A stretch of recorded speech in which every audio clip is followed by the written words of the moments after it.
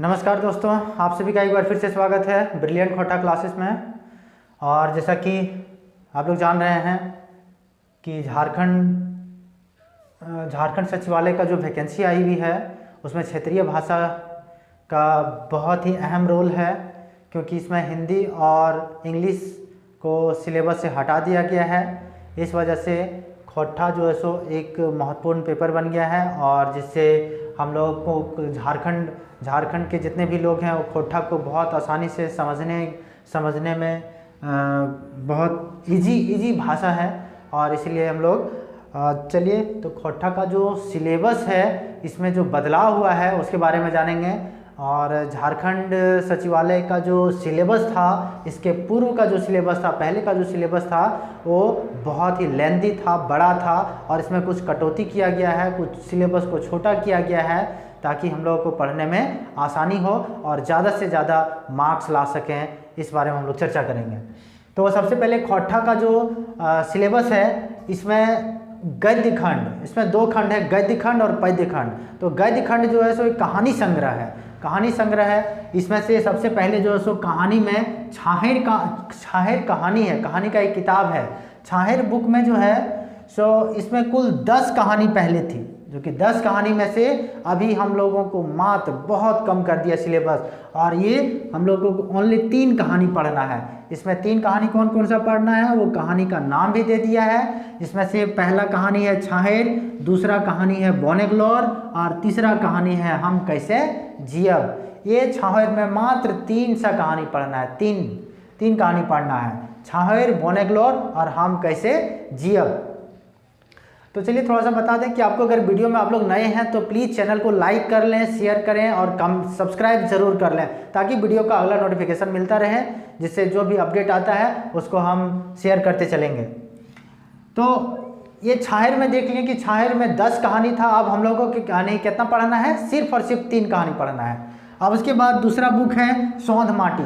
सौंध माटी में भी पहले हम लोगों को 10 कहानी पढ़ना था, अब 10 में से इसमें भी सिर्फ 3 कहानी ही पढ़ना है। 3 कहानी वो भी कौन कौन सा, पहला कहानी उबार, और फिर ओदीदा, और तीसरा है हूब। यही 3 कहानी हम लोगों को पढ़ना है, जो कि इसमें सौंध माटी में इसके पहले का जो सिलेबस था उसमें 10 कहानी था, 10 में से हम लोगों को मात्र अब 3 कहानी ही पढ़ना है। उसके बाद आता है तीसरा जो है वो खोटा निबंध है, बी एन ओहदर का है।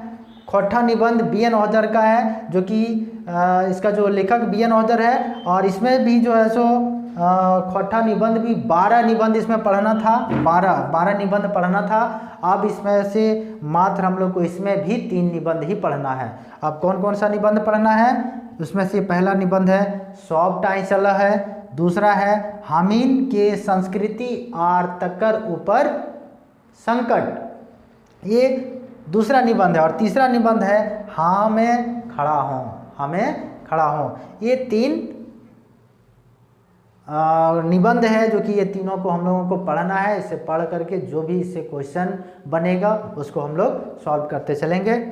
और चौथा जो है सो गद्य साहित्य में, गद्य खंड में जो है सो चौथा है अजगर नाटक। इसमें भी 3 नाटक दिया हुआ था, इसमें 3 में से 2 को हटा दिया गया है, जिसमें से अजगर नाटक को हम लोगों को पढ़ना है। ये अजगर नाटक किसके द्वारा लिखा गया है, विश्वनाथ दसौंधी राज के द्वारा लिखा गया है। तो अब आगे हम लोग देखते हैं आगे का सिलेबस क्या होता है। तो एक चीज़ और आप लोगों को बता देना चाहते हैं कि छाहेर का जो लेखक है, छाहेर किताब जो है, छाहेर किताब ये चितरंजन महतो चित्रा के द्वारा लिखा गया है, चितरंजन महतो चित्रा के द्वारा। और सौंध माटी जो है सो विनोद कुमार के द्वारा लिखा गया है, और खोटा निबंध बी एन ओहदर के द्वारा, और अजगर नाटक जो है विश्वनाथ दसौंधी राज के द्वारा। अब आगे देखते हैं आगे का सिलेबस। तो चलिए अब आगे देखते हैं। इसके पहले हम लोग देखें कि गद्य साहित्य में जो है वो हम लोग देखें कि उसमें छाहेर पढ़ना था, सौंध माटी और खोटा निबंध और अजगर नाटक। अब आगे जो है सो पद्य साहित्य है, पद्य साहित्य यानी काव्य खंड, कविता खंड है। तो इस कविता खंड में क्या क्या पढ़ना है इसके बारे में हम लोग जानते हैं। तो सबसे पहले जो है सो इस कविता में सबसे पहला बुक है वो दामोदर कोराए। सबसे पहला बुक कौन सा है, दामोदर कोराए है। और ये दामोदर कोराए जो है सो शिवनाथ प्रमाणिक के द्वारा लिखा गया है। दामोदरी कोराई बुक किसने लिखा है? शिवनाथ प्रमाणिक के द्वारा लिखा गया है। और शिवनाथ प्रमाणिक के द्वारा जो बुक लिखा गया है इसमें 6 सर्ग है, यानी 6 काव्य है, 6 कविता है। इसमें से हम लोगों को सिर्फ और सिर्फ अब जो है सो न्यू सिलेबस में इसमें हम लोग को सिर्फ 2 सर्ग ही पढ़ना है। इसमें पहला सर्ग है मेला और दूसरा सर्ग है सरंची कमल। दूसरा सर्ग क्या है? सरंची कमल। ये था आपका पहला काव्यखंड में दामोदरी कोराई। और दूसरा है आंखिक गीत। आंखिक गीत में जो है वो पुराने सिलेबस में इसमें 72 कविता था। इसमें कितना कविता था? 72 तो 72 कविता में से अब न्यू सिलेबस में इसमें कुछ कटौती किया गया है। अब इसमें से सिर्फ और सिर्फ हम लोगों को केवल 5 कविता ही पढ़ना है। 5 कविता, 72 में से केवल कितना पढ़ना है? 5 कविता पढ़ना है। 5 में से उसमें जो टोटल 72 कविता जो है सो नंबर वाइज है। उसमें से नंबर में से पहला नंबर का पढ़ना है, 10वां नंबर का पढ़ना है और 22वां नंबर में पढ़ना है, 33वां पढ़ना है और 51 नंबर का कविता पढ़ना है। अगर आप लोग इसका नाम जानना चाहते हैं तो नाम भी बता देते हैं। पहला जो कविता है वो पहला का है आइज हमर गीतक देसें, ये पहला कविता है। दूसरा है 10 नंबर वाला कविता है, 10 नंबर में है करिया काजरे घर से, करिया काजरे घर से। और 22वां नंबर का जो कविता है वो है आपका राखिया भाई मुहेक पानी, राखिया भाई मुहेक पानी। और 33वां नंबर का जो कविता है वो है आपका खोठा हाय खोठा, खोठा हाय खोठा। ये कविता जो है सो 33वां नंबर में है। और 5वां जो कविता है, अंतिम कविता है, वो 51 नंबर का है। 51 नंबर का कविता में क्या है कि इसमें जो है नाच बांदर नाच रे, ये कविता आपको पढ़ना है। ये टोटल 5 कविता पढ़ना है। आंखिक गीत में है, आंखिक गीत ये इसका लेखक जो है वो श्रीनिवास पानुरी है। इसका आंखिक गीत का जो कवि है, जो लेखक है वो जो है सो श्रीनिवास पानुरी है। और एक और पद्य खंड में पढ़ना है, काव्य खंड में पढ़ना है हम लोगों को खोठा काठे पैदे खाड़ी। तो खोठा काठे पैदे खाड़ी में भी जो सो हम लोगों को इसमें सिर्फ और सिर्फ 3 कविता ही पढ़ना है, जो कि इसमें कुल टोटल इसके पहले पुराने सिलेबस में 22 कविता था, 22। अब 22 में से काट छांट करके हम लोगों को सिर्फ और सिर्फ कितना कविता पढ़ना है? 3 कविता पढ़ना है। और 3 कविता का उसका नाम क्या है? पहला का नाम है चनफन मानुस, चनफन मानुस। और दूसरा है स्वागत। और तीसरा है लौतन जुगुत भावत, लौतन जुगुत भावत। अब आगे देखते हैं। आगे जो है सो साहित्य की अन्य विधाएं हैं। आगे साहित्य की अन्य विधाएं जिसमें से हम लोगों को पढ़ना है, कोई भी लेखक है उसका जीवनी पढ़ना है, कहाँ उसका जन्म हुआ, कब वो उसका शिक्षा कहाँ से हुआ, कौन सा स्कूल से हुआ, ये सब उसके जीवनी के बारे में पढ़ेंगे। उसके बाद है संस्मरण, संस्मरण। और एक और है यात्रा वृतांत, यात्रा वृतांत।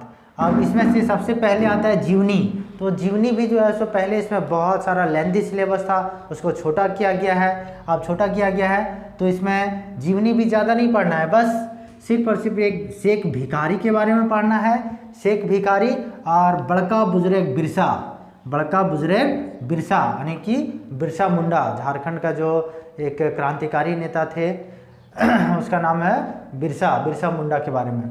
तो बड़का बुजुर्ग बिरसा, इसका लेखक है ए.के. झा। ए.के. झा यानी बड़का बुजुर्ग बिरसा का जो है सो लिखा है कौन? ये ए.के. झा के द्वारा लिखा गया है। और जीवनी शेख भिखारी का जो जीवनी है ये कौन लिखा है? पारसनाथ महतो लिखा है, पारसनाथ महतो के द्वारा लिखा गया है शेख भिखारी के जीवनी को। अब आगे आता है संस्मरण। संस्मरण जो है सो संस्मरण में मतलब पढ़ना है इसमें हम लोगों को ये बोरवा डाइक अखाए बौर, बोरवा डाइक अखाए बौर। ये जो सो लेखक जो है सो इसका लेखक जो है सो शांति भारत है। अब इसके बारे में हम लोग पढ़ेंगे जब इसके बोरवा डाइक अखाए बौर में पढ़ेंगे, लाइन बाय लाइन पढ़ेंगे और समझेंगे, उस वक्त क्लियर करेंगे। उसके बाद अगला है उड़ गेलक फुलवा रह गेलक बाँस, उड़ गेलक फुलवा रह गलक बांस, ये जो सो संस्मरण है, यानी किसी के बारे में याद, मतलब ऐसा चीज़ जो कि उसको अभी भी उसको याद किया जाता है, उसको कहते हैं संस्मरण। तो बरवा डाइक अखाई बोर, ये शांति भारत के द्वारा लिखा गया है। उड़ी गलक फुलवा रह गलक बांस, ये जो है सो गोविंद महतो जंगली के द्वारा लिखा गया है। ये गोविंद महतो का जो सो उपनाम है जंगली। तो क्वेश्चन में ऐसा भी आता है कि जंगली किस लेखक के बारे में, यानी किसका उपनाम है, यानी कौन से लेखक का उपनाम जंगली है, तो ये गोविंद महतो का उपनाम जंगली है। अब उसके बाद हम लोग को आगे पढ़ना है यात्रा वृत्तांत। तो यात्रा वृत्तांत में क्या सिलेबस है, इसमें है दार्जिलिंग और गंगटोक कर यात्रा, गंगटोक के यात्रा। इसमें दार्जिलिंग और गंगटोक के यात्रा जब इसमें पढ़ेंगे तो बहुत अच्छे से समझ में आएगा, पढ़ने में मन भी लगेगा। उसके बाद इसका लेखक जो है दार्जिलिंग और गंगटोक की यात्रा का लेखक है चतुर्भुज साहू। दार्जिलिंग और गंगटोक के यात्रा का लेखक कौन है? चतुर्भुज साहू।